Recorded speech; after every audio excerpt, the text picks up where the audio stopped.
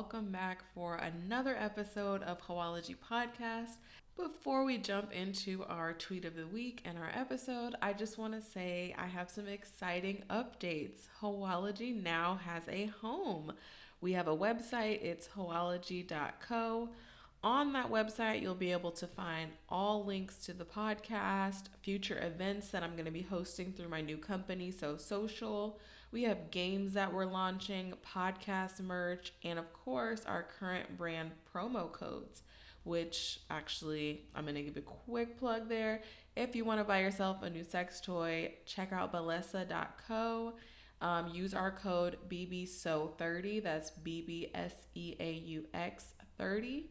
And if you're not feeling the best and you need a little bit of coochie maintenance, coochie care, check out our promo code with PhD Feminine Health. That code is Hoeology15. Let's jump into the episode. As always, we start off with our tweet of the week, which says, if it's three things I'm going to advocate for, that's hoes, coins, and consent.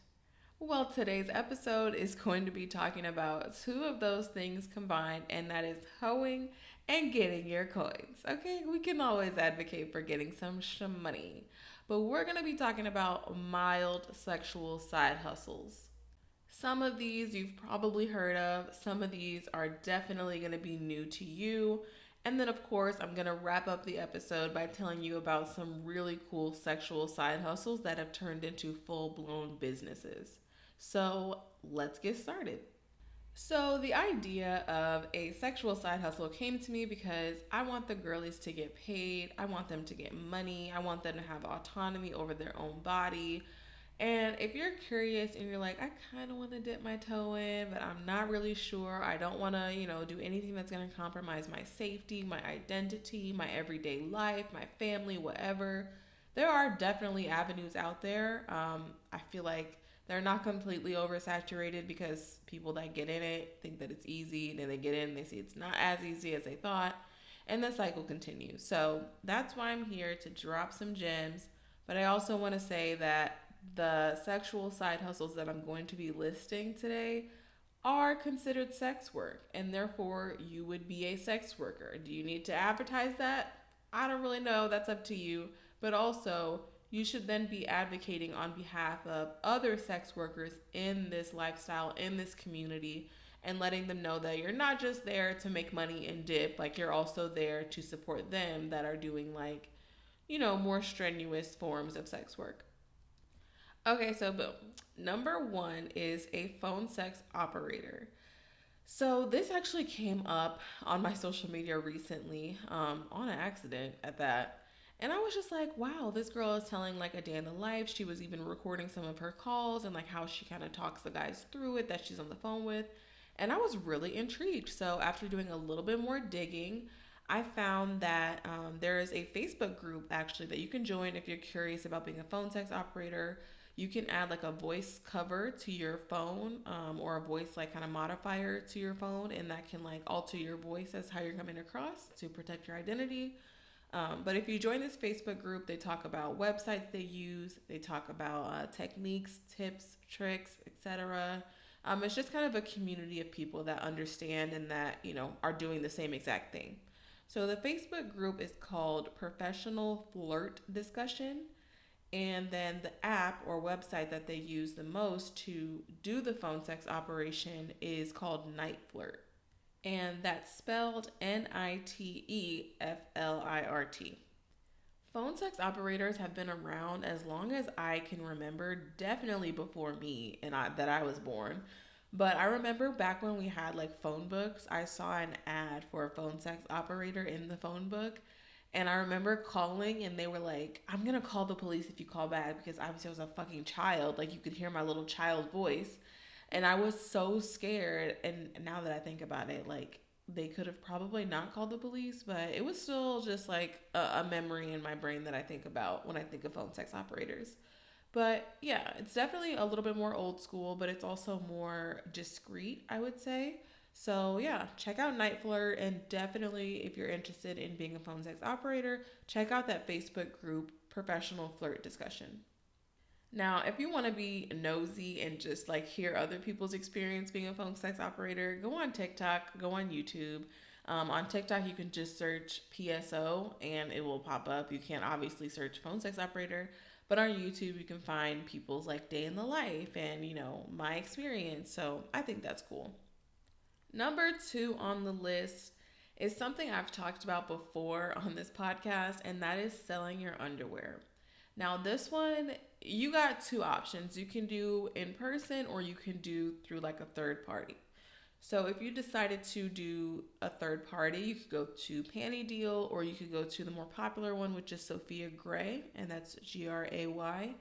And essentially, what you're doing is you're wearing your underwear. Maybe you masturbate in them. Maybe you pee in them. Maybe you just wear them. Maybe you go to the gym that day and get them all sweaty. What the fuck ever you're doing in your underwear, you're doing it. And then someone on those websites will pay you to ship them to them. In my experience, I did it in person, so I was a little bit more negligent in my safety, but I always picked like a public place to meet these guys, right? So I would like go to Dollar Tree, I would get a little gift bag, I would put them in a Ziploc and put the Ziploc inside the gift bag with like a handwritten note that was like, thank you for purchasing, or I can't wait to see you again, blah, blah, blah. Like the more personal you make the experience, the more likely that it is that they will come back to you and purchase more. Now, when it comes to price points, you're probably like, how the fuck do I even know what to charge for underwear? I would go based off of Victoria's Secret sale. So if you can get 7 pair of underwear for $35, I'm going to charge $35 for a single pair of underwear that I'm selling because I can then re-up on 7 more or just keep the cash and I've made like sextuplet what I paid for it. You know what I mean? You got to be smart with it. But the point of selling your underwear is it satisfies someone else's fetish, someone else's kink, someone else's fantasy, and you're getting paid for that. Again, when you go to like the third party websites like Sophia Gray, Panty Deal, they take care of all that for you. You just literally find the customer, talk to them, see what they want, really kind of flirt your way into that partnership that's going to be there, which is the buying and the selling. It's important again to just be safe. Don't use your real name, like don't use like your real picture or anything like that. Like you just want to be smart about it. Again, TikTok, YouTube, Reddit, Twitter, they all have like a lot of great day in the lives kind of reviews on like how it goes for certain people, and I think that's a good starting point if you're curious about doing something like that. Number three on the list, I know people have heard of, which is selling feet pictures and feet videos. Foot fetishes have been around forever. They're going to continue to be around forever. Like, people love feet. I love feet. Okay, I don't have a foot fetish, but I do love really nice, well taken care of feet. I think they just look good. They look pretty. It's like, damn, that's nice to look at. I think what's cool about capitalizing on like a foot fetish today is that the world is your oyster. You have OnlyFans where you can sell your content directly. You have Twitter where you can market your content directly. You have Feet Finder, which literally connects you to people that have the foot fetish. So like, boom, your customer is already right there. But I think the best way to go about it is kind of setting up your own thing, promoting yourself, and then again, just making sure that you're personalizing their experience. If you just take a picture of your feet and post them, nobody is going to pay you for that. Nobody. Because I could Google a picture of feet and save the money. You want to do something that's going to be unique, that's going to be different, personalized, whether you're, filming yourself getting a pedicure at the salon, whether if you do them at home on your own, film that whole process, film yourself putting oil between your toes, putting like different things, like writing their name if they want a special request, like writing their name on your toes, like something like that. You want to really do that personalized experience because then it feels like it's feeding directly to them and they're more inclined to purchase. I think that's kind of like my gripe with people that try to jump into these things is that they think like, oh, I can just wake up and do X, Y, and Z and I'll be fine. Like you're creating an experience for someone, whether you agree with that experience or not. You certainly want their money, so you need to then feed into that, be creative, like use your noodle, think about it from their perspective, and be like, what would I want if I was this person? Ask them, talk to them, like, what do you like what's something that you want to see that you haven't seen before. Still respect your own boundaries and still definitely like stay true to yourself, but also realize like you are entering a market that is saturated, but also that you could bring something to that no one's done before. Number four is definitely way more on the vanilla side, and I love that for me for finding this and thinking of this, and that is selling games. So I made card games, which is a lot more expensive than you would think, but I'm talking about like selling printable games that people can play at like their bachelorette. People are gonna get married till the end of time. It's something that's not going anywhere. I mean, it's definitely slowing down, but it ain't going nowhere. And then weddings, and with weddings comes bachelorette parties, bachelor parties. Women love the penis straws. They love the, penis banners. They love the eggplant games and jokes and all of that. And it can be fun. So I think capitalizing on that and just getting creative with it, there are a lot of people on Etsy that already have these games. If you look after a while, you'll see that generally all the games are the exact same thing. Someone just changed the color, they changed the font, they changed the shape that the game is in. So definitely pull some inspo from there. You could probably plagiarize it, but also just get creative with that. And all you have to do is upload a file and then make sure that it will print correctly. And then whoever purchases the file from you just has to print it out. It's literally that easy. No physical labor on your part except designing the game on Canva for free. Number four on the list is something I've mentioned on this podcast before, and that's JOIs, and they're called jerk off instructions. My husband actually put me onto this. Every time that I talk about JOIs, I will rep him so hard because I wouldn't have known if it wasn't for him. But you can literally read a script. You can find them on Reddit, and you can literally just record yourself reading it in like a sensual or seductive kind of way and sell that. I mean, you're literally just doing the same thing as a phone sex operator, but with a specific script in hand. So, jerk off instructions, check them out on Reddit. If you, again, want to do something, you're like, oh, I want to do it, but I want to make sure that like no one can ever find out it was me. Use a voice filter, use a voice manipulator kind of thing, but make sure that it sounds sexy. One way I've seen people be creative with JOIs is writing a script yourself. So if you're someone that likes to write, or you like erotica, you like smut, you can literally come up with a script on your own, record it, record yourself reading it, and sell it that way, which kind of gives you a little bit more range as far as what you're saying and like how it flows. Some of the scripts on Reddit that I found with my husband, like they were pretty corny. I was like, I would never actually say this like in a moment like that, but that's what someone specifically wanted. So not gonna downplay that, but I am gonna say like if you decide, you want to write a script for yourself and record it, that is definitely an option. In doing research for this episode, I was like, damn, I really want to highlight some people that I already follow that have really cool sexual side hustles and that have turned them into full on businesses. And so I'm going to run through a couple of them and tell you what they're about. This is not sponsored. I just think these are stellar business ideas, and it just goes to show that sex sells. It will always sell, and that there is a community of people out there. You just have to find your niche.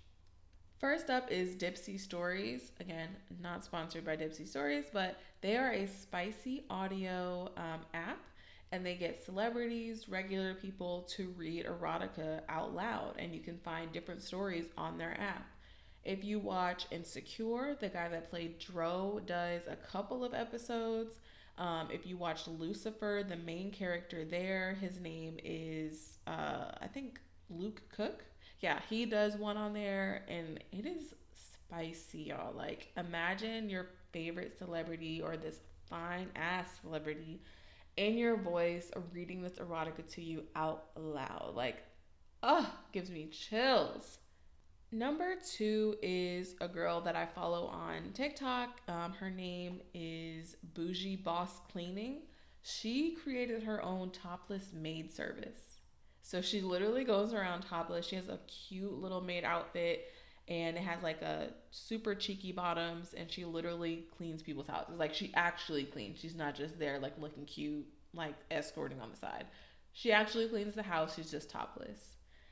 In the same fashion, there is a company called Naked Breakfast Atlanta, and they do a whole brunch setup. You can hire them to come to you in Atlanta and give you a naked breakfast. So the girls are cooking in there, they're cleaning up afterwards, they're serving fully naked. Some of them have aprons on so you can see like their butt, but you'll still see their breast. And that same company, which is the Breakfast Boss, he has the Cleaning Kittens. He has Naked Breakfast Miami. He has Naked Breakfast Houston, Texas. Naked Breakfast Chicago. He is running it up. So if you're curious about him and everything he has going on, and the Naked Breakfast whole like empire, follow the Instagram. Again, not sponsored, but it's NB Playhouse. So lots of cool shit going on there.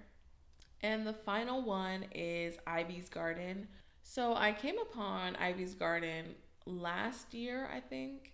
I found it through a mutual friend. He's friends with the founder. She's a black woman. And I was instantly like just in awe of this business model, this platform. I was like, this is brilliant.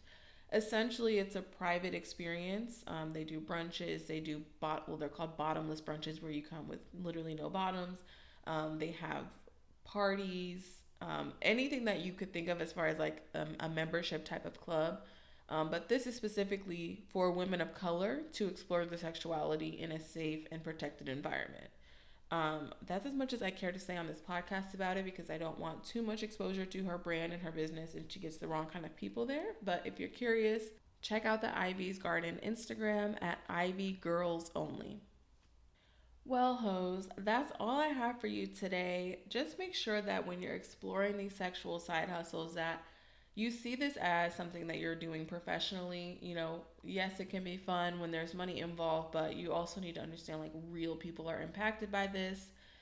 Again, you need to be advocating for the community that you're trying to jump into, which is the sex work community.